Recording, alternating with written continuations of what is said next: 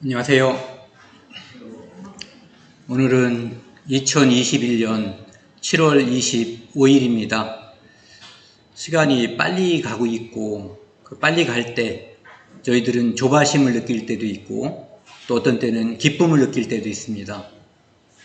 하나님께서 우리에게 약속해 주신 그날이 가까울수록 우리가 감사하는 마음으로 그날을 기다리기도 하고 아직 구원받지 못한 가족들과 친지들, 아는 사람들 때문에 마음속에 조바심이 생기기도 합니다. 우리가 이런 시간들, 즉 성경을 증거하는 시간을 갖는 이유는 명백합니다. 첫날도 말씀드렸던 것처럼 이 세상에 하나님께서 영원한 생명을 주셨음을 알려드리는 거거든요. 그것을 통해서 모든 사람들이 영생이라고 하는 하나님의 선물을 얻게 하기 위해서 이런 시간을 갖습니다. 사람들은 그렇게 말하죠. 하나님이 어디 있느냐, 또는 하나님이 있으면 보여달라고. 그래서 믿는 사람들은 이 성경을 통해서 하나님을 증거하려고 합니다. 또는 증명도 하려고 하는데, 우리가 피조물이 모든 것을 창조하신 하나님을 증명할 자신이 전혀 없습니다. 증명이 되는 분이 아니에요. 우리가 증명하지 않아도, 우리가 그분에 대해서 생각하지 않아도 그분은 원래부터 계신 분이거든요. 우리가 이 자리에 있다는 것 자체가 그분이 창조주라고 하는 증거예요. 그분이 존재한다라고 하는 증거죠. 이 세상에 많은 종교가 있지만 우주와 천지 만물을 창조했다라고 주장하는 신은 성경에 나와 있는 여호와 하나님 한 분뿐이세요. 부처님도 공자님도 어떠한 동네에 있는 무당이나 점쟁이도 자기가 우주 만물을 창조했다라고 주장하는 사람은 없어요. 그런데 우리가 성경을 믿어야만 영생을 얻는다고 말씀을 드렸는데, 성경을 우리가 어떻게 믿을 것인가라는 문제가 생기거든요.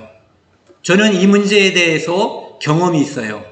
제가 어렸을 때 이제 궁금한 게 많이 있어서 교회당에 가서 목사님들, 전도사님들한테 이제 성경을 배우러 왔다고, 궁금한 게 있어서 왔다 그러면은 대부분 그렇게 말씀하시는 걸 제가 여러 번 들었어요. 그렇게 따지고 해서, 묻고 따져서 믿음이 생기는 것이 아니다. 그냥 덮어놓고 믿어야 된다. 그래서 거기서부터 이제 마찰이 생겼고 이제 분란이 생기기 시작한 거예요. 그러면은 무엇을 어떻게 믿을 건가에 대해서 이제 질문을 하면은 바로 그 태도가 잘못됐다는 거죠. 너보다 똑똑하고 잘난 사람들이 우리 교인들 중에 수도 없이 많은데 그분들이 그렇게 너처럼 따지고 건방지게 하지 않았지만 그들은 훌륭한 신자가 됐다는 거예요. 그래서 그런 말이 덮어놓고 믿는다고 하는 것, 무엇을 어떻게 왜, 이것이 빠진 상태에서 믿는다고 하는 것이 지금 그 당시에 저에게는 전혀 납득이 되지 않았어요. 그래서 이제 믿음이 저에게 오는 시간이 이제 그 후에 10년이 훨씬 더 넘게 지나는 그런 과정들이 있었는데, 어쨌든 그런 과정들을 통해서 제가 나중에 하나님의 은혜로 믿음을 갖게 됐어요. 우리가 하나님을 어떻게 알 것인가? 이것이 이제 오늘의 주제거든요. 사람들은 이렇게 생각을 하죠. 하나님이 이 성경이 있다고 치자고요. 이것이 성경이 하나님의 말씀이라고 이제 백보, 천보, 양보를 한다고 쳐도 이 말씀이 하나님 말씀이라고 하는 증거가 있냐 이거죠. 그래서 하나님께서는 이 신명기라고 하는 성경에 우리가 그렇게 물을 것, 궁금한 것에 대해서 답을 넣어주셨어요. 신명기 18장 21절, 22절 말씀을 보시면은요, 내가 심중에 이르기를, 여기서 내라고 하는 것은 뭐 많은 사람들이 있지만 그냥 우리 자신이라고 생각을 해보자고요. 그 말이, 성경 말씀이 선지자가 한 그 말이 여호와께서 이르신 말씀인지 우리가 어떻게 알려 하리라. 만일 선지자가 있어 여호와의 이름으로 말한 일에 증언도 없고 성취함도 없으면 이는 여호와께서 말씀하신 것이 아니요 그 선지자가 제 마음대로 한 말이니 너는 그를 두려워하지 말지니라. 선지자라고 하는 것은 이런 의미거든요. 아모스 3장 7절에 보면은 주 여호와께서는 자기의 비밀을 그 종 선지자들에게 보이지 아니하시고는 결코 행하심이 없으시리라. 하나님께서 하시고자 하는 일, 그 일을 선지자는 여기 제가 써놨죠. 앞선자, 알지자, 놈자자, 사람, 즉 먼저 안 사람이에요. 하나님께서 비밀 속에 가지고 있었던 그 일을 선지자에게, 즉 먼저 알 필요가 있는 누군가에게 알려주신 거예요. 그러면 그 사람은 당대 사람들에게 그것을 전파할 의무를 가지고 있어요. 그리고 후대 사람을 위해서 기록해 놓는 거죠. 그 기록들이 모여진 것이 바로 이 성경이에요. 그래서 하나님께서는 이 선지자를 통해서 하나님께서 하시고자 하는 말씀을 먼저 선포하시고, 그리고 그것을 통해서 사람들이 대비할 수 있게끔 하는 거죠. 지난 시간에 우리가 그 앞에 부분이요, 요 신명기 18장 20절 말씀을 함께 나누었거든요. 거기에 보면은 그 선지자가 거짓으로 말하면 그를 죽일지어다 이렇게 되어 있거든요. 그런데 그 선지자가 한 말에 있어서 여호와의 이름으로, 이 말씀은 하나님께서 내게 임하여서 하나님이 말하라고 해서 하는 것이다 라고 말을 했는데, 그것이 증언도 없고 성취함도 없으면, 그냥 이렇게 하자고요, 증거가 없다면 그 하나님 말씀이라는 보장이 없는 것 아니냐 이런 얘기예요. 그런데 증언도 있고 성취함도 있다면, 증거가 있다면 그것은 선지자가 제멋대로 한 말이 아니라 하나님께서 주어서 한 말이니까 그것에 대해서 우리는 두려운 마음으로 받아들일 필요가 있다, 이런 뜻이에요.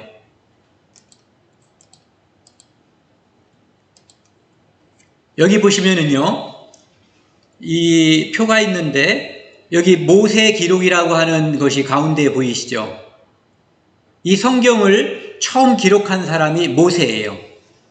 그리고 이 모세는 이 앞에 보시면은 에덴 동산, 노아 홍수, 바벨탑, 제가 간략하게 3가지 사건을 기록을 해놨는데요. 이런 것들은 모세가 태어나기 전에 이미 있었던 사건들이에요.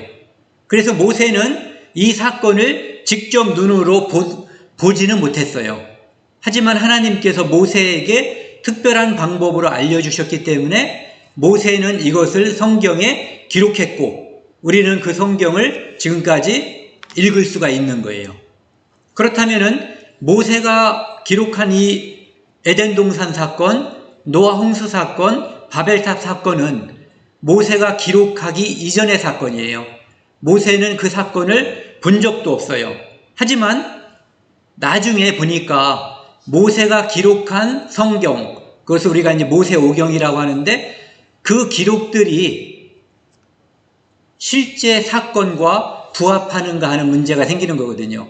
그래서 살펴봤더니 그 기록된 것과 실제 있었던 사건이 딱 맞아 떨어지면 그것이 증언이 있다라고 우리가 말을 하는 거예요. 증언도 그냥 증거가 있다 이렇게 얘기하자고요. 예전에 제가 어렸을 때 중국 영화를 많이 봤는데요, 그 영화에 보면 그런 장면들이 많이 나와요. 이제 악당들이 나와가지고 어떤 집을 습격을 해서 그 자기가 섬기던 그 주인, 상관이죠, 그 사람을 죽이고 이제 그 집을 다 차지하는 거예요. 그런데 그 집에 충실한 하인이 있어서 그 집 아들 중에 한 명을 이제 살려서 빼돌려요.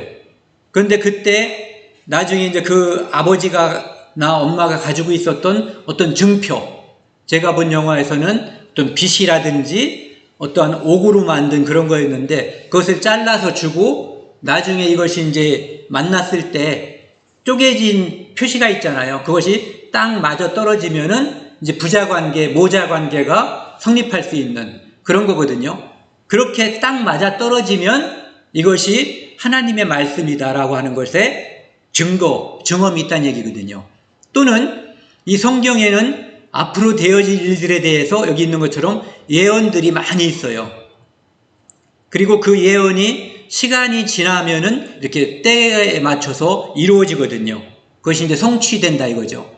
그래서 미래의 일을 예언하고 때가 돼서 이루어지면은 성경 말씀이 문자 그대로 이루어지는 거예요. 그래서 이런 것을 가리켜서 우리가 좀 전에 과거의 사건들이 성경 말씀과 딱 맞아 떨어지는 것은 증언이 있다라고 말하는 것이고,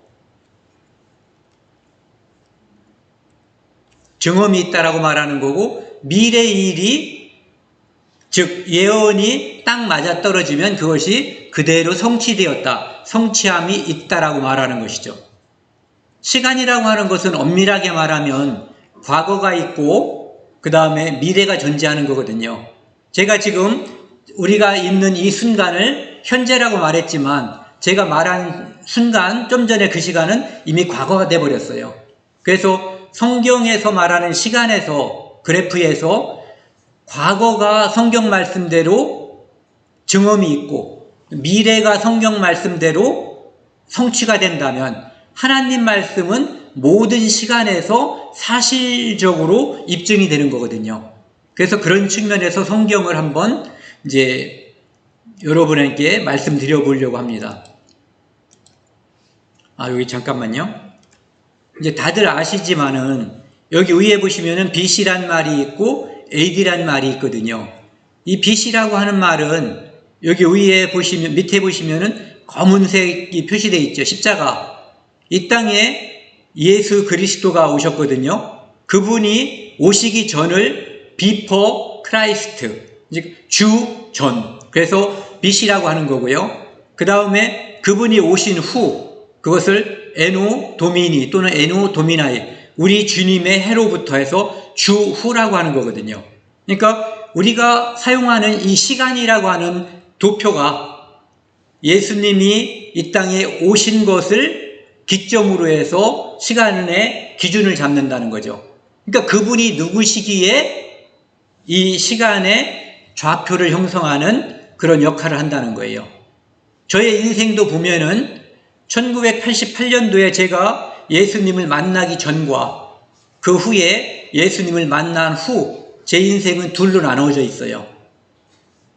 그래서 BC하고 AD라고 하는 것이 그런 의미이고 그것이 역사에 있어서 매우 중요한 의미를 가지고 있다는 거죠. 이사야 45장 성경 말씀을 보면은요, 우리가 지난번에 살펴봤었던 그 말씀을 한번 간단하게 정리하고 넘어가려고 하거든요. 대저 여호와께서 이같이 말씀하시되 하늘을 창조하시니 그는 하나님이시니 그가 땅을 지으시고 그것을 만드셨으며, 즉 하나님은 땅도 하늘도 다 만드신 분이라는 거예요. 그것을 견고하게 하시되 혼돈하게 창조하지 아니하시고, 또 어떤 성경에 이렇게 되어 있어요. 헛되이 창조하지 아니하시고 사람이 거주하게 그것을 지으셨으니, 즉 하나님께서 이 땅을 사람이 살 수 있게끔 창조하셨다는 얘기예요.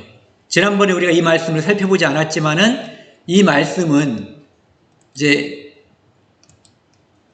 잠깐만요. 네. 지난 시간에 우리가 이제 창조주 하나님이라는 주제로 이제 말씀을 드렸는데, 하나님께서 주신 이 성경 말씀, 이것은 하나님의 감동, 하나님의 영향을 받아서 이루어진 책이에요. 그런데 그 책을 통해서만 우리가 믿음을 얻을 수가 있다는 거죠. 그것을 말씀드렸고요. 하나님은 우주와 만물을 창조하신 창조주라고 하는 것을 말씀드렸어요. 그래서 그것을 오늘 말씀드린 것처럼 증언이 있다는 측면에서 말씀을 드리면, 성경에 이미 이 말씀, 욥기, 여기 나와 있는 말씀들은 다 욥기에 나와 있는 말씀인데, 욥기 말씀은 주로 3500년 전에서 4000년 전에 기록된 말씀이라고 이야기하고 있거든요. 그 성경 말씀에 하나님께서 북편 하늘을 허공에 펴셨다. 그래서 3억 광년이, 지름이 3억 광년이 되는 엄청난 빈 공간이 있다고 말씀을 드렸고요. 또 제가 한번 이렇게 예를 들었죠. 이 종이를 제가 여기다가 공중에 매달겠습니다 했는데 떨어져 버리는 거예요. 저는 이러한 작은 종이 하나를 매달 수 있는 능력이 없어요. 그런데 하나님께서는 우리가 살고 있는 이 지구, 이것을 아무것도 없는 우주에 끈도 지지대도 없이 매달아 놓으셨어요. 그것이 성경에 기록되어 있고 20세기에 우주선을 타고 밖으로 나가서 그 장면을 찍음으로써 완전히 과학자가 아닌 우리 같은 사람들에게도 증명이 된 거죠. 그 다음에 땅속에는 펄펄 끓는 용암이 있다는 것을 하나님께서 성경에 기록해 두셨고, 그것이 20세기 초에 이제 지진파의 연구에 의해서 확실하게 입증이 됐고요. 그 다음에 좀 전에 말씀드린 것과 이제 다 중복이 될 수 있는 건데, 하나님께서 태양을 만드시고 태양 다음에 수성, 금성, 지구 이런 이제 행성을 만드셨는데, 이런 태양과 행성들의 크기, 그리고 그 행성들의 거리를 하나님께서 딱 맞게 정하셨다는 거죠. 만약에 크면은 문제가 생기고 작아도 문제가 생기고, 그 거리가 짧아도 문제가 생기고 더 멀어도 문제가 생긴다는 것을 이제 말씀을 드렸고요. 그리고 하나님께서 좀 전에 말씀드린 그런 것들을 통해서 시계를 만드셨다는 거죠. 그래서 우리가 저 뒤에도 시계가 하나가 있는데요, 모든 시계의 근본, 오리지널은 하나님께서 만든 시계라는 거예요. 그래서 지구가 태양을 한 바퀴 삥 돌면은 이것이 1년이고, 달이 지구를 한 바퀴 돌면 한 달이고, 지구가 스스로 한 바퀴 돌면 이것이 하루죠. 인간의 지혜가 발달해서 해시계도 만들고 물시계도 만들고 오늘날의 전자시계, 온갖 시계가 나왔지만, 결국은 이 모든 것의 표준이 되는 것은 바로 이 세 가지 행성이에요. 태양과 지구와 달이죠. 그래서 하나님께서는 이 모든 것을 헛되이 창조한 것이 아니라 사람이 살 수 있도록 사람에게 필요하게끔, 유익하게끔 지으신 분이다, 이런 얘기죠. 오늘은요, 지난번에 이어서 이제 욥기 말씀을 몇 가지 말씀을 드리겠는데요. 욥기 38장 말씀은 이것도 역시 3500년 전에서 약 4000년 전쯤에 있었던 일을 기록한 거예요. 내가 묘성을 매어 떨기되게 하겠느냐. 묘성이라고 하는 것은 별 이름이에요. 뒤에 나와 있는 삼성도 별 이름이에요. 내가 묘성을 매어 떨기되게 하겠느냐. 삼성의 띠를 풀겠느냐. 밑에 보시면은 내가 북두칠성의 별대를 한데 묶을 수 있으며 오리온 성좌를 묶은 띠를 풀 수 있느냐. 그래서 그냥 뚝딱 두 가지만 기억하세요. 하나는 묘성이라는 별, 또 하나는 삼성이라는 별. 이 묘성이라고 하는 것은요, 그림에 보시는 것처럼요, 푸르스름하게 나타나는, 이것이 사람들이 눈으로 보면은 6개 또는 7개로 보이는 별이에요. 그런데 이것이 그냥 보면은 이렇게 뚝뚝 떨어져 있는 6개 또는 7개의 별로 보이는데, 천체망원경, 그것 허블망원경 같은 고성능 망원경으로 보니까 이 별 하나가 그냥 단독적인 별 하나로 끝난 것이 아니라 이렇게 보인다는 거예요. 이게 수국인데요, 제가 이 수국을 보시면은 여기에 꽃잎이 하나하나 있죠. 이 꽃잎 하나하나가 꽃의 형상을 이루고 있어요. 그런데 이 꽃이 여러 개가, 꽃잎이 여러 개가 이루어서 수국이라고 하는 하나의 꽃을 이루고 있어요. 그것처럼 좀 전에 보여드린 이 묘성이라고 하는 이 별도 하나의 모습으로 보이는데, 이곳에 수많은 별들이, 200개 또는 그 이상의 별들이 뭉쳐져서 하나로 보인다는 얘기예요. 하나로 보이는데 고성능 망원경으로 잘 보니까 산딸기 보셨죠? 또는 좀 전에 보여드렸던 수국처럼 실제로는 여러 개의 별이 뭉쳐져서 하나로 보였다, 이런 얘기예요. 그 말씀을 3500년 전에 기록했는데 고성능 망원경이 나오면서 우리 시대에 이 말씀이 무슨 의미인지 잘 알게 된 거예요. 그 다음에 삼성은요, 오리온이라고도 불리는 별인데 여기 이런 모습으로 형상화하고 있어요. 근데 여기 보시면은 이 별의 모양 중에 맨 좌측에 보면은 베텔게우스라고 하는 별이 있고요. 그 다음에 맨 밑에 우측에 보면은 리겔이라고 하는 별이 있거든요. 이 두 별은 하늘에 있는 1등성 중에서도 굉장히 밝은 별이에요. 그래서 삼성, 즉 오리온 자리를 찾으려면 이 두 별을 찾으면 돼요. 그리고 그 중에서 우리가 오늘 살펴보려고 하는 요 가운데 허리처럼 잘록한 부분이 있잖아요. 거기에 보시면 제가 한번 뭘 보여드릴게요. 제가 여기 보시면은 여기에 혁띠를 찾잖아요. 혁띠에 이 끈이 있는데 이 끈이 내려가지 않게끔 하기 위해서 재단사들이 여기를 만들어 놨어요.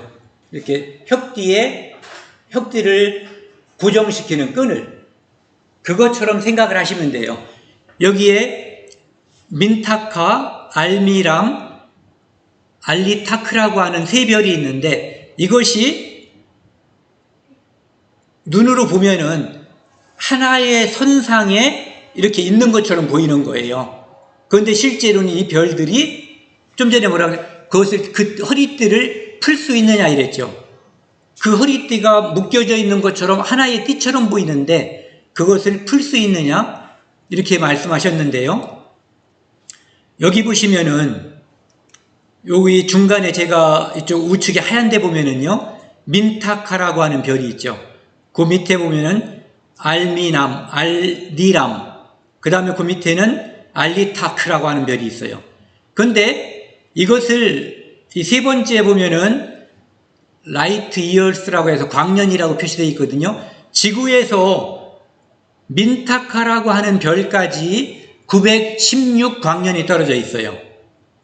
그 다음에 알리람이라고 하는 별까지는 1342 광년이 떨어져 있어요. 그 다음에 알리타크라고 하는 별에는 800 광년이 떨어져 있어요.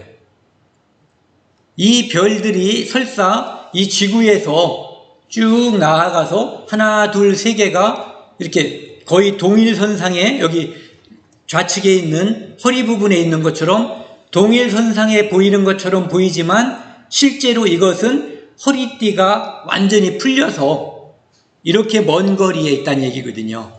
어느 정도 먼 거리냐면은 지금 이것을 한번 제가 계산을 살짝 해보면은요. 여기 그림을 보시면 알 수가 있죠.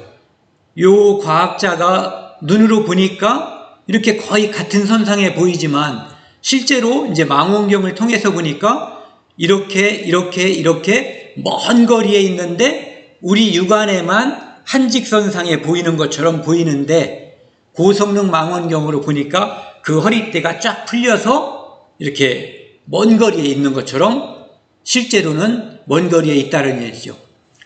제가 할 일이 없어서가 아니라 한번 계산을 해봤어요. 민타카는 읽기가 어려울까봐 제가 써놔버린 거예요. 866조 이렇게 먼 거리예요. 키로수로 따지면 이게 얼마나 먼 거리인지를 실감나게 말씀을 드리면 지구의 둘레가 4만 킬로예요. 그러면 800조라고 하는 거리가 얼만큼 먼 거리인지를 알 수가 있죠. 그 밑에 있는 1269조는 말할 것도 없죠. 그 밑에 756조 이것도 말할 것도 없는 거예요. 지구의 둘레가 4만 킬로고 태양에서 지구까지의 거리가 1억 5천만 킬로밖에 안 돼요.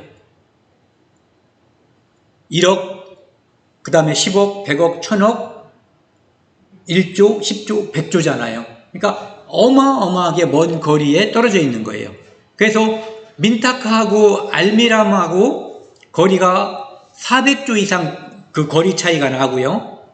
여기 보면은 1과 3, 민타카하고 알미타크는 한 110조 정도.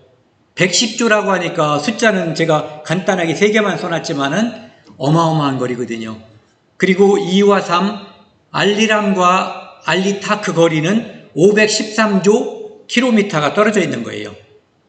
하나님께서 3,500년 전에 욥이라고 하는 사람을 감동시켜서 이렇게 이 별이 우리 눈에는 한 직선상에 붙어 있는 것처럼 보이지만 그 띠가 풀려서 과학자들이 천체망원경을 보면은 이렇게 먼 거리에 떨어져 있는 것이라고 하는 것을 알려주시는 거죠.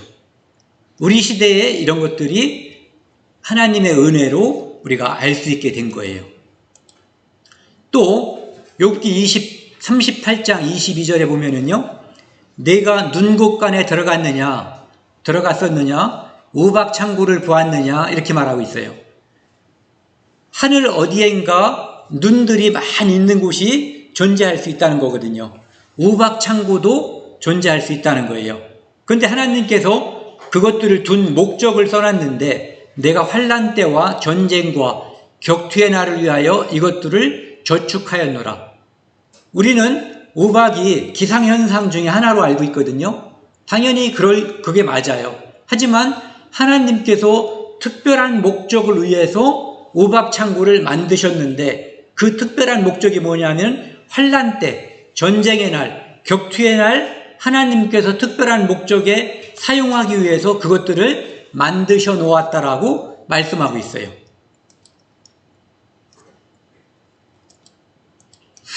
여호수아라고 하는 성경은요, 이스라엘 민족이 애굽에서 나와서 가나안 땅을 정복할 때 이제 있었던 일을 기록한 거예요.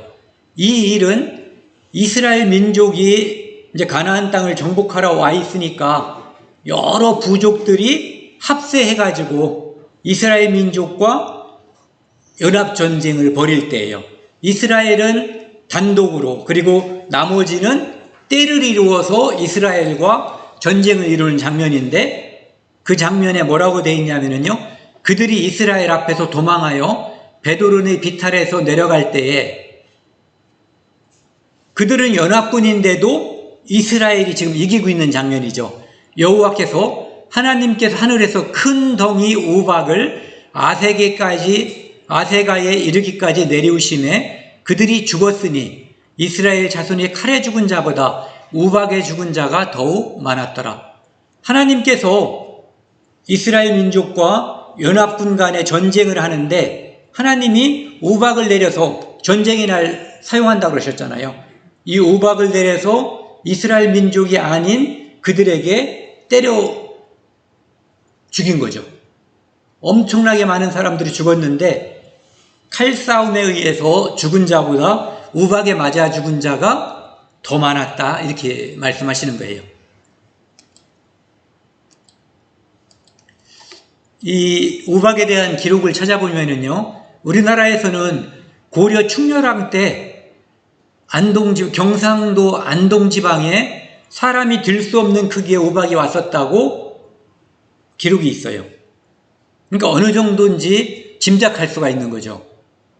조선 현종 때는 오리알 크기, 오리알이 달걀보다 좀 더 커요. 그러니까 대략 이 정도? 이 정도가 떨어지면은, 여기는 그래서 이제 아이가 죽었다라고는 기록이 있는데 아마 소가 맞아도 죽을 거예요. 이 가속도가 있기 때문에요. 그 다음에 인도에서는 1880년에 7.2cm, 170g, 7.2cm? 이 정도 되는? 이 정도? 그러니까 오리알보다도 월등히 큰 거죠. 그래서 사람이 246명이 죽었고 소와 양이 160마리 정도가 사망했다는 기록이 있어요. 스페인에서 2001년에 4kg짜리 우박이 내렸다고 되어 있고요. 벵글라데시에서는 1986년도에 1kg짜리 우박이 내려서 92명이 죽었다고 되어 있어요. 이것들은 기록들이에요. 근데 또 다른 기록을 보면은 우박이라는 제목으로 누군가가 글을 썼는데 신문에요. 이 중국에서는 빨간 글씨만 읽고 가겠습니다. 집채만한 우박이 얻는데 녹는 데만 달포. 달포라고 하는 것은 한 달을 넘겼다, 이런 얘기예요. 그러니까 어마어마하게 큰 우박이 왔다, 이런 얘기죠. 누군가 얘기하더라고요. 중국 사람들이 중국 영화 보면 뻥이 심하다. 그래도 15일은 걸렸겠죠. 아니면 며칠이라도. 예. 그러니까 엄청나게 큰 우박이 내렸던 거예요. 그러니까 그런 우박들이 내릴 수 있는 조건을 하나님께서 만들어 놓고 계시다 이런 얘기죠. 그 다음에 이것도 중국에서 우박이 내린 기사인데요. 중국의 광동성 남부지방에 맨 우측에 보시면요. 60kg에 달했다. 큰 것이. 제가 본 우박은 제가 실제로 제 손톱 정도 크기는 봤어요. 이 정도 크기만 해도요. 무진장 아파요. 그런데 요거보다 점점 커져서 오리알이라든지 뭐 집채만한 거면은 어떤 파괴력이 있을지 우리가 짐작하고도 남는 거죠. 근데 하나님께서 필요한 때 쓰기 위해서 우박창고를 두셨다라고 말씀하고 있어요. 좀 전에 있었던 일들은 다 옛날에 있었던 일들이에요. 그런데 요한계시록 16장 이 말씀은 앞으로 되어질 일이에요. 이것이 언제 이루어질지는 저도 몰라요. 다만 이 일은 하나님께서 미래에 될 일을 요한이라고 하는 사람을 통해서 예언해 둔 거예요. 그러니까 언젠가 이 말씀이 성취가 되겠죠. 그런데 거기에 보면은 무게가 1달란트나 되는 큰 우박이 하늘에서 내린다고 되어 있어요.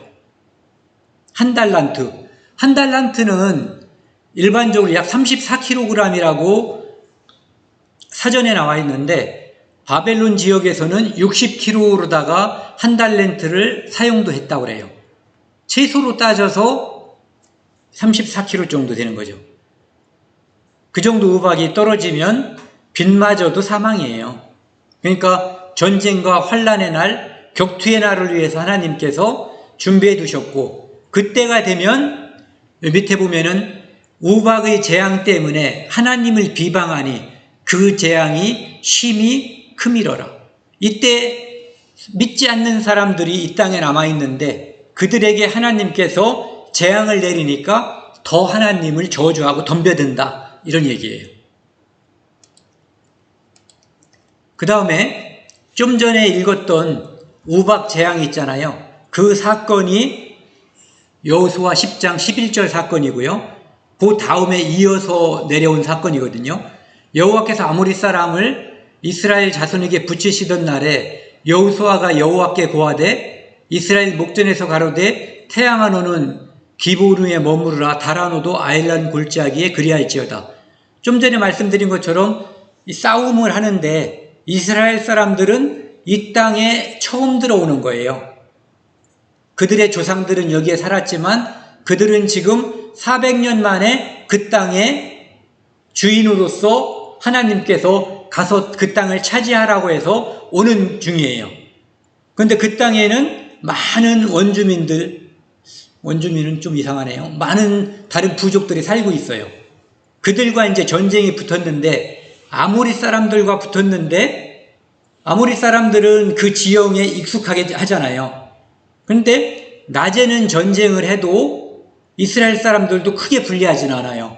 눈에 다 잘 보이니까. 근데 밤이 되면 어떤 지형으로 도망을 갈 것인지 어떤 지형으로 공격을 할 것인지 압도적으로 불리한 거예요. 그 지형을 모르기 때문에. 그래서 하나님께 기도한 거예요. 저는 이런 기도를 한 번도 해본 적이 없어요. 여러분도 한번 해보세요. 뭐라고 기도했냐면은 태양아 너는 기브온 위에 머무르라 달아 너도 아얄론 골짜기에 그리할지어다. 태양이 멈추기를 기도한 거예요. 13절 태양이 머물고 달이 그치기를 백성이 그 대적에게 원수를 갚도록 하였느니라. 그런데 하나님께서 그 기도를 들어주셨다는 거예요. 태양이 머물렀다는 거죠. 야살의 책에 기록되기를, 야살은 역사책이에요. 태양이 중천에 머물러서 거의 종일토록 속히 내려가지 아니하였다. 이렇게 야살의 역사책에 기록되어 있다 이런 얘기예요. 어떻게 해요? 거의 종일토록 머물렀다 이런 얘기죠. 거의 종일토록. 한번 거의라는 말을 제가 한번 사전을 찾아보니까 이렇게 되어 있어요. 어느 한도에 매우 가까운 정도. 예를 들어서 100점 만점에 거의 다 맞았다 그러면은 한 95점 이상? 이 정도. 그러니까 100점에 거의 가까운 정도. 이 정도가 이제 거의란 말을 쓸 수 있는 것 같은데, 이 개역 한글과 개역 개정을 보면은요, 거의 종일토록 이렇게 되어 있고요. 그 장면을 공동 번역에서는 하루를 꼬박 이렇게 되어 있어요. 하루에 가깝다. 거의 완벽한 하루다. 이 정도죠. 그 다음에 새 번역에는 종일토록. 거의란 말이 없이요. 현대인의 성경은 거의 24시간. 이렇게 되어 있고, NIV에는 약 하루. 그 밑에도 보면은 약 거의 하루. 뭐 이런 식으로 되어 있는 거죠. 그래서 이 거의 종일토록이라고 하는 것이 우리말 그대로 정말 거의 하루다. 이렇게 알 수가 있는 거죠. 근데 또 어떤 사건이 있었는데요. 열왕기하 20장 말씀인데 여기에 보면은 히스기야라고 하는 유다의 왕이 있었어요. 그 왕이 하나님께 충성된 사람이었어요. 그가 하나님께서 이사야 선지자를 통해서 이제 너는 죽는다라고 얘기해 줬어요. 그러니까 심히 죽는 게 싫으니까 심히 통곡하고 하나님께 이제 자기를 회개하고 살려달라고 기도를 한 거죠. 그래서 하나님께서 이사야 선지자를 통해서 내가 살고 지금 병상에서 벌떡 일어나서 3일 만에 하나님의 성전에 가서 기도할 수 있다. 그리고 얼만큼 더 사냐? 지금부터 15년 동안 더 살 수 있다라고 이사야 선지자가 알려준 거예요. 이 말을 들으면 얼마나 좋겠어요. 기분이 무척 좋았겠죠. 그런데 이 말이 그런지 아닌지, 이 말이 처음에 우리가 제목 뭐라고 그랬죠? 우리가 어떻게 알리요? 정말 그 말씀이 하나님의 말씀이라면 믿을 수가 있는 거예요. 그래서 그거에 대한 증거를 달라고, 징조를 달라고 한 거예요. 그러니까 9절 뒷부분에 보면은 해그림자가 10도를 나아갈 것이니까 혹 10도를 물러갈 것이니까. 다음 그림을 한번 보시자고요. 이게 이제 원시적인 해시계예요. 가운데에다가 이제 기둥을 하나 박아놓고 해 그림자를 통해서 지금 해가 어디에 있으니까 몇 시다. 나중에 이제 앙불구 같은 거는 굉장히 정교하게 만들어진 해시계가 되는 거거든요. 이런 해시계를 통해서 이제 여기에 지금 현재 시간이 요 까만 그림자란 말이에요. 그런데 이사야 선지자가 10도를 앞으로, 시계는 이렇게 가는 거잖아요. 이렇게 10도를 앞으로 가게 해줄까요? 이렇게. 또는 10도를 반시계 방향으로 가게 해줄까요? 이렇게 물어본 거예요. 여러분들은 어떻게 대답하겠어요? 저라면 이 히스기야 왕처럼 거꾸로 가게 해달라고. 앞으로 가는 거는 늘 보는 일이잖아요. 그 속도가 빠르다고 해도. 그래서 얼른 표시를 해놓고 거꾸로 가게 해주세요. 그러면은 거꾸로 갔는지 안 갔는지 정확히 알 수가 있잖아요. 그래서 히스기야도 그렇게 대답했어요. 그림자가 10도를 나아가기는 쉬우니 그러할 것이 아니라 10도가 물러날 것이니라. 뒤로 가게 해주세요. 그래서 이사야 선지자가 하나님께 기도했더니 아하스의 일령표, 아하스는 히스기야 왕의 아버지예요. 그때 일령표, 즉 해시계를 그때 만들었다는 거죠. 그때 만들어진 해시계의 그림자가 10도를 뒤로 갔다, 이런 얘기예요. 이것이 뒤로 10도를 슉 한 번에 움직였다, 이런 얘기죠. 10도는 몇 분에 해당되는가 계산을 해보면은요, 하루가 24시간인데 이제 분 단위로 하기 위해서 60을 곱하고요. 그것이 한 바퀴 360도니까 이제 10도에 해당되는 것은 계산을 해보면 40분이에요.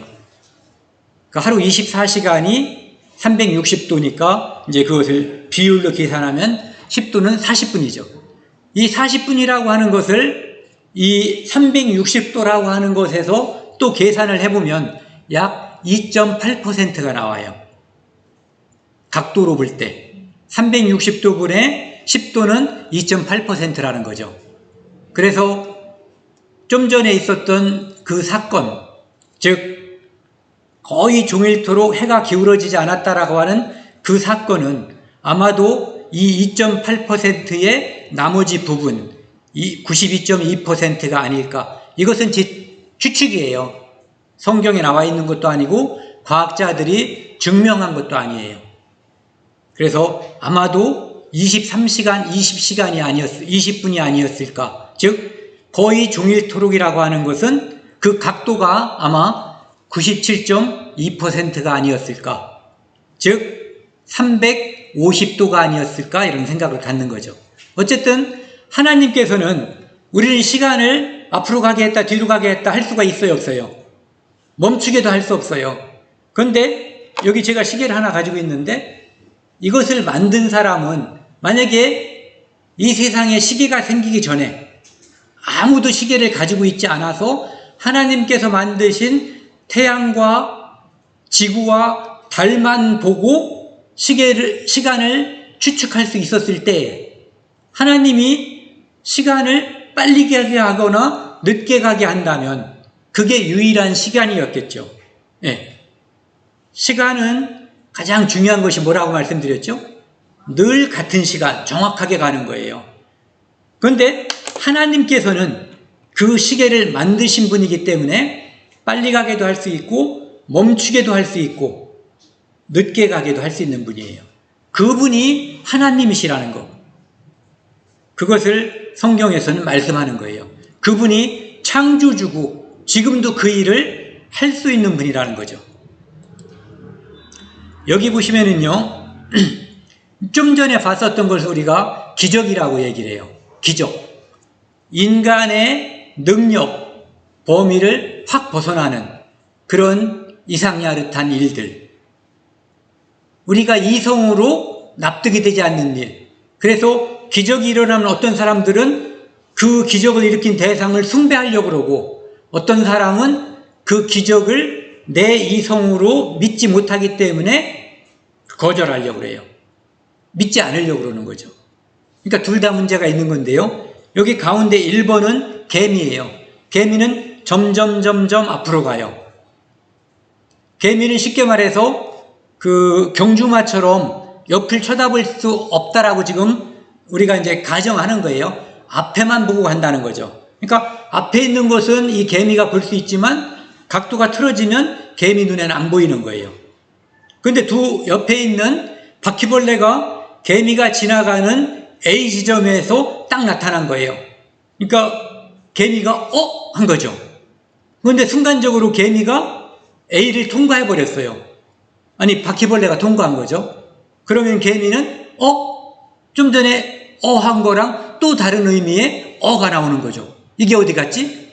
안 보이니까요. 근데 이 바퀴벌레가 이적을 일으킨 건가요? 개미한테는 이적이에요. 그래서 개미가 이상하다. 궁금증을 가지고 쭉 가는데 B 지점에서 또 이분이 나타난 거예요. 그래서 이 개미는 앞으로 이분이 또 나타나면 신으로 숭배하고 싶은 마음이 생겼을지도 몰라요. 그런데 문제는 이 신이 된 비존재가 슉 가다 보니까 이 빨간 부분에서 뭔가가 나타났는데 보였다가 순간적으로 사라져버린 거예요. 그게 누구냐면은 메뚜기였는데 메뚜기가 옆으로 가다가 점프를 해버린 거예요. 그런데 바퀴벌레는 점프하는 능력이 없어요. 평면에서는 마음대로 다녀도. 즉 2차원만 지배하는 거죠. 그러니까 3차원에서 일어난 그 일에 대해서 바퀴벌레한테는 그것이 기적이 되는 거죠. 그것처럼 차원을 넘어서 버리면 기적이 되는 거예요. 이것이 우리한테는 이해가 되지 않는 우리가 이제 그래서 그런 말을 쓰죠. 시간과 공간을 초월한다. 예수님께서 부활하셨을 때 그분은 시간과 공간을 초월했어요. 그러니까 우리한테는 이적이고 기적이 일어났던 거죠. 아무도 없는 곳에 벽으로 둘러쳐져 있는데 문을 통하지 않고 나타나 버리고, 그렇게 되면은 사람들이 깜짝깜짝 놀라는 거죠. 그런데 그런 일들이 차원을 달리하면 가능한 거죠. 그래서 차원이 낮은 측면에서 보면은 기적이지만 차원이 높은 측면에서 보면은 일상 있는 일이 될 수 있는 거예요. 그래서 우리는 그분은 무엇이든지 가능하고 무엇이든지 할 수 있는 분, 그래서 우리가 하나님을 전지전능하시라고 말씀하시는 거죠. 다 알고 있고 다 가능하신 분이에요. 그러니까 그분은 이적이 아니라는 거죠. 또 한 가지 사건을 한번 살펴보고 싶은데요. 창세기 2장에 보면은 에덴 동산이라고 하는 특별한 공간에 대한 묘사가 나와 있어요. 그곳에 강이 4개가 동산에서 흘러나왔다라고 되어 있거든요. 그리고 그 4강의 이름이 이 성경에 기록이 되어 있어요. 첫째 강의 이름은 11절에 비손, 둘째 강의 이름은 기혼, 셋째 강의 이름은 hitdekel, 넷째 강은 유브라데, 이렇게 되어 있거든요. 그래서 이것을 간략하게 살펴보면요, 여기 보시면은 맨 위에는 좌측에 터키라는 나라의 모습이고요. 그 다음에 우측에는 이제 이란, 테헤란이 있고, 그 밑에는 페르시아만, 그 다음에 좌측으로는 지중해가 있거든요. 그러니까 대략 여기가 어디쯤인지 짐작하라고 말씀드린 거예요. 그 다음에 중간쯤 보면은 이제 예루살렘이 있거든요. 거기 보시면 이렇게 파라소름하게 흘러가고 있는 2강이 있어요. 좌측에 있는 강이 유프라테스 강, 우측에 있는 강이 티그리스 강인데, 그 강이 나중에 합쳐져서 페르시아만으로, 즉 바다로 이제 흘러 들어가고 있죠. 이 근처, 이 인근을 통상적으로 에덴 동산이 아니었을까 이렇게 짐작을 하는 거예요. 왜? 적어도 성경에 나와 있는 4강들 중에 2강의 이름이 현존하고 있는 거예요. 여기에 있죠. 근데 여기 보시면은요, 좀 전에 보셨던 빨갛게 줄쳐 있는 걸 보세요. 티그리스 강을 hitdekel이라고 써놓고 있어요. 성경에 좀 전에 우리가 살펴봤었던 그 성경에는 hitdekel이라고 써 있거든요. 그런데 그것이 바로 티그리스 강이라고 하는 거죠. 영어 성경에는 hitdekel이라고 안 써 있고 그냥 티그리스라고 써 있는 성경도 많이 있어요. 제가 분명히 확인했거든요. 그리고 그 좌측에 보면 유브라데, 즉 유프라테스 강이 있죠. 에덴 동산에서 발원했다고 하는, 에덴 동산에서 흘러내리기 시작했다고 하는 4강 중에 2강, 티그리스 강과, 즉 hitdekel 강과 유프라테스 강이 이 근처를 흐르고 있어요. 어디로 들어가냐면은 페르시아만 쪽으로. 그러니까 에덴 동산의 규모를 우리가 정확하게 짐작할 수 없다고 해도 적어도 이 2강을 포함한 또 다른 어떤 부분들, 이렇게 짐작을 할 수가 있는 거죠. 이제 과학자들이, 이제 성서고고학자들이 에덴 동산은 페르시아만 근처다라고 이제 이야기를 하고 있어요. 여기 가운데 보면은 푸른 쑥색깔로 다 표시했는데 보시면은 티그리스 강과 유프라테스 강은 이미 밝혀졌다. 좀 전에 그 그림을 이 사람도 이제 말하는 거예요. 티그리스 강, 유프라테스 강은 지금도 잔존하고 있다, 이런 얘기죠. 그리고 지금은 사막이어서 거의 모래만 있는 지역들, 그곳이 예전에는 푸른색 초원이었다 이거죠. 녹색 초원. 그래서 여기 그림을 보시면은요, 좌측에는 소가 있고 우측에는 이게 표시를 설명을 보면은 말이라고 하는데요, 이게 좌측에 있는 것은 한 5,000년쯤 된 거고 우측에 있는 것은 1200년쯤 된 거라고 그래요. 근데 그때도 이 사하라 사막에는 초원이어가지고 이렇게 동물들, 소와 말이 많이 있었다는 얘기죠. 지금 사막인 상태에서 누군가가 그림을 그려놓는다면 낙타를 그리겠죠. 예. 그래서 예전에는 그곳이 에덴 동산과 가까운 지역이었다면 푸른 녹색 초원이었을 거라는 거죠. 또 다른 그림에는 이렇게 표범과 코끼리, 소 이런 것들이 뒤범벅이 되어서 있는 그러한 벽화들이 지금도 있어요. 또 다른 그림에는 기린들. 그런데 지금은 그 주변이 대략 이런 모습들이죠. 여기 보시면은 푸르게 표시되어 있는 데가 있죠. 거기는 지금 사막화가 아직 덜 된 곳이고 여기 나머지 부분들은 거의 사막화가 되어 있잖아요. 그렇죠? 그래서 좀 전에 보여드렸던 지역이 여기 맨 우측에 중간에 보면 페르시아만이라고 되어 있는데 거기로 들어가고 있는 유프라테스강, 티그리스강 인근, 여기 이 인근을 에덴 동산 지역이라고 보고 있는 거죠. 그러니까 그 지역이 예전에는 푸른 지역이었다는 거예요. 근데 성경 에스겔이라고 하는 성경에 보면은요, 31장에 이런 말씀이 있어요. 지금 하나님께서는 에스겔을 통해서 두 나라를 이야기하고 있는데 하나는 애굽이란 나라, 또 하나는 아수르라고 하는 나라예요. 그런데 타깃은 뭐냐면 목표는 이 애굽이에요. 아수르라고 하는 나라가 있었는데 그 나라가 예전에 매우 강성했었다는 거죠. 근데 그 나라가 하나님께 교만하게 굴더니 마치 에덴나무가 에덴 동산에 있었던 그 광대하고 여기 보면 영광과 위대함이 에덴 나무와 같았다 이런 말이거든요. 그러니까 에덴 나무가 영광스럽고 위대한 모습으로 보였는데 그 모습이 마치 예전에 아수르라고 하는 그 나라의 부강한 모습과 같았다는 거죠. 그런데 그 나라가 에덴의 나무들과 함께 땅속에 팍 내려갔다는 거죠. 그런데 지금 애굽, 즉 이집트는 에스겔 선지자가 이 말을 할 때에 이집트는 전성기 때의 아수르보다 형편없는 나라예요.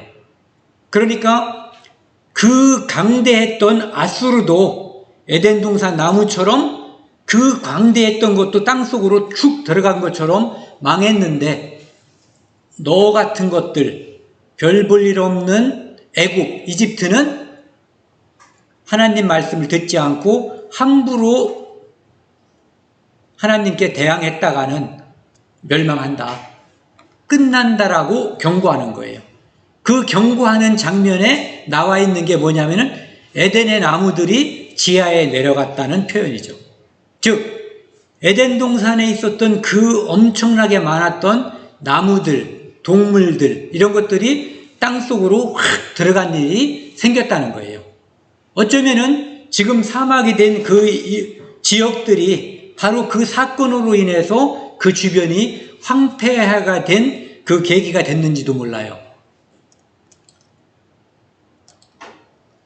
예전에는 이렇게 큰 거대했었던 동물들도 살고 있었죠.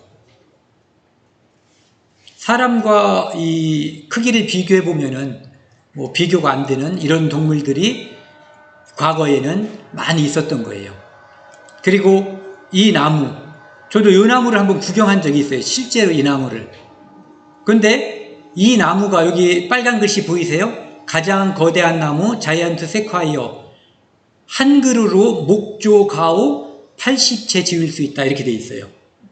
사람이 10여 명이 돼야지만 이거 둘러서 설 수가 있고요. 그리고 이 나무가 아니어도 그 나무 가운데 구멍이 뚫려 있는데 차가 지나갈 수 있을 정도로 그렇게 큰 나무들이에요. 그러니까 지금과 같은 기후에서도 이렇게 큰 나무가 존재할 수 있다는 거거든요. 그렇다면 과거의 에덴 동산에서는 얼만큼 큰 나무, 얼만큼 컸던 동물들이 많이 존재했었는가를 알 수가 있죠.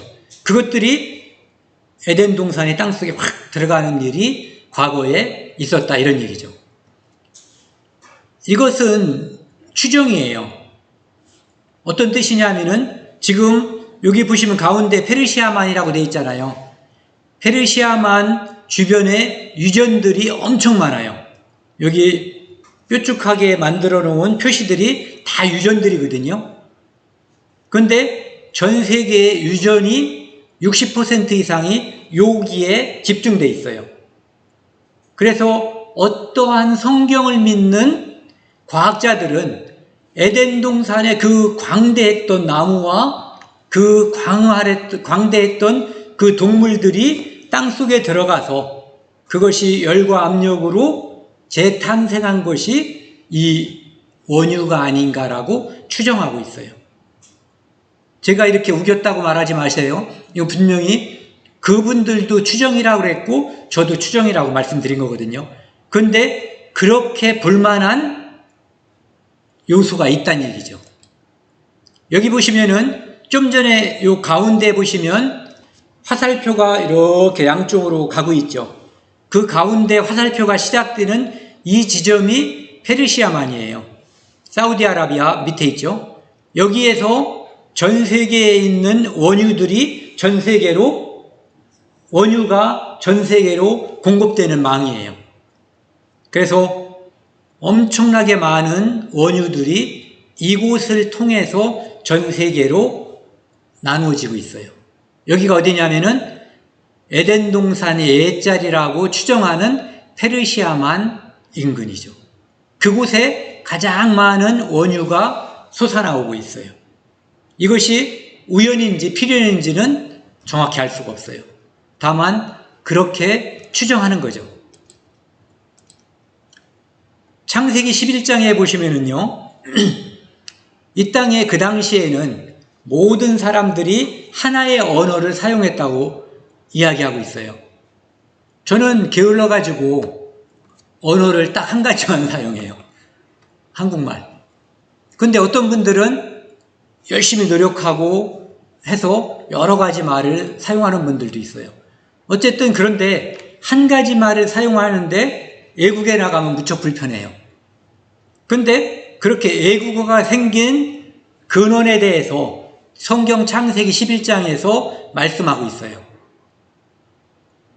이 성경에서는 모든 언어가 하나였는데 하나님께 어떤 사람들이 도전하기 위해서 큰 탑을 쌓았는데 하나님께서 그 탑 쌓는 일을 중지시키기 위해서 그들의 언어를 혼잡하게 했다. 즉 하나의 단독 언어에서 많은 언어를 만드셨다라고 되어 있어요. 그래서 언어가 다르면 제가 만약에 일하는데 10장이라고 치자고요. 근데 여기는 이란 사람 와 있고 여기는 일본 사람 와 있고 여기는 러시아 사람 와 있고 저는 한국말밖에 모르면 일이 잘 안 되겠죠. 네. 그래서 이렇게 언어가 여러 가지가 갑자기 생겨버리니까 그들이 탑을 쌓기를 중지했고 그들은 흩어졌다라고 되어 있거든요. 그것이 창세기 11장에 나와 있는 바벨탑 사건이에요. 8절에 보시면은 여호와께서 거기서 그들을 온 주변에 흩으셨으므로 그들이 그 도시를 건설하기를 그쳤더라. 그러므로 그 이름을 바벨은 혼잡이란 뜻이에요. 바벨이라 하니 이는 여호와께서 거기서 온 땅의 언어를 혼잡하게 하셨음이니라. 그래서 이 땅의 언어들이 많이 나누어졌다 이런 얘기예요. 창세기 10장 25절에 보면은요, 좀 전에 제가 읽었던 데가 창세기 11장이에요. 그 바로 전에 보면은 큰 사건이 나와 있어요.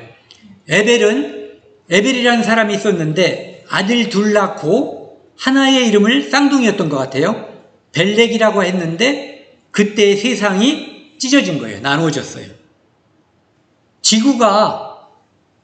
지금 지구가 이렇게 동그랗다는 얘기는 지구의 전체적인 구조를 말하는 거고 육지가 그 중에 바다가 지금 한 70%고 나머지 30%가 육지로서 한 덩어리로 되어 있었던 거예요. 계란처럼 하나가 아니라, 계란 노른자처럼 하나가 아니라. 그런데 그렇게 한 덩어리로 되어 있었던 이 지구의 땅덩어리가 이렇게 찢어졌다는 거죠. 그것을 기념해서 그 아들의 이름을 벨렉이라고 줬어요. 벨렉이 무슨 뜻이냐면은 나누어짐, 이런 뜻이에요. 우리나라도 1945년 8월 15일 날 일본으로부터 해방이 됐을 때 그때쯤 태어난 아이들한테, 지금은 연세가 많으신 분들이죠, 그분들의 이름을 해방이라고 지은 사람이 여럿이 있어요. 김해방, 이해방, 안해방, 무슨 해방, 무슨 해방, 이렇게 너무너무 기쁘고 그 해방이라고 하는 사건을 기념하고 싶었던 거예요. 그래서 그때 벨렉이라는 사람이 이제 세상이 나뉘었을 때 그 이름을 아버지로부터 받은 거예요. 그러니까 세상이 찢어지고 언어가 나누어지고 이렇게 되니까 그들이 나누어지고 세상도 찢어지고, 그러니까 언어가 고착화된 거죠. 언어를 나눌 때, 민족을 나눌 때요, 일반적으로 학자들이 말, 즉 언어에 의해서 민족을 나눠요. 무슨 말을 쓰고 있는지에 따라서. 그래서 어족이라는 말을 쓰거든요. 우리나라 사람들은 뭐 우랄알타이 어족, 이렇게. 그래서 우랄알타이 어족에 속하는 민족들은 많이 있어요. 한국, 그 다음에 몽골, 여진족이라고 했던 사람들, 이런 사람들이 다 우랄알타이 계통이라고 하거든요. 그리고 영국 사람들, 잉글로 섹슨 어족이라고 그러죠. 그 다음에 무슨 뭐 인구 무슨 어족? 갑자기 생각이 안 나. 퉁구스 어족? 이런 족속을 나눌 때 어족이라는 말을 쓰거든요. 그래서 하나님께서 바벨탑 사건을 통해서 이것들을 나누었다. 여기 보면은 벨렉이라는 사람이 나오는데 아담의 14대 손이에요. 그때 세상이 찢어졌다, 이런 얘기죠. 이렇게 여기 지도를 보시면은요, 지금 우리가 바라보고 있는 이런 지도들인데 이것이 그전에는 하나의 덩어리였다는 거죠. 원형이었다는 뜻이 아니라 이것이 하나로 붙었었다는 얘기예요. 그런데 지금처럼 이렇게 찢어졌는데 찢어진 흔적들이 이 해저에 다 남아있다는 거예요. 그래서 제가 우측에 동그라미 한 표시 한 위에를 보시면은요, 쭉 올라가는데 양쪽에 아메리카하고 아프리카가 거기 그 부분에 이렇게 딱 맞게끔 되어 있죠. 그래서 실제로 과학자들이 이 해저에 쭉 들어가 보면은 그것이 찢어진 흔적이 있대요. 제가 이 종이를 하나를 이렇게 찢으면요, 여기에도 찢은 흔적이 있어요. 붙여버려도요. 큰 나무를 양쪽에서 확 당겨서 찢어놔버리면 여기에 찢어진 흔적이 있거든요. 몇천 킬로 되는 그 땅덩어리가 강한 하나님의 흠에 의해서 찢어져 버리면 그 흔적이 이 땅에 남아있게 되어 있거든요. 그래서 그곳에 어떤 흔적들이 지금도 남아있다는 거죠.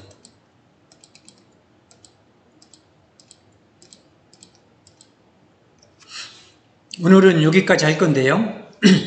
오늘 말씀드린 것을 정리하면은 성경은 하나님께서 묘성과 삼성을 만드셨다. 그래서 그 당시에는 구분이 되지 않았던 그 사실들이 과학이 발달하면서 구분이 됐다. 그리고 하나님께서 오박창고가 있는데 그것은 전쟁의 날을 위해서 하나님께서 준비해 두셨고 이미 여러 번 써먹으셨고, 요한계시록 16장에 보면은 마지막 때 또 써먹으려고 준비해 놓으셨다라고 분명히 말씀하고 계셔요. 그 다음에 태양이 멈춘 사건이 있었고, 그분은 창조주시기 때문에 태양을 멈출 수가 있고 빨리 돌게도 늦게 돌게도 할 수 있는 분이다. 그 다음에 에덴 동산이 있었는데 그것이 있었다라고 하는 증거로 두 가지 강을 제시하고 있어요.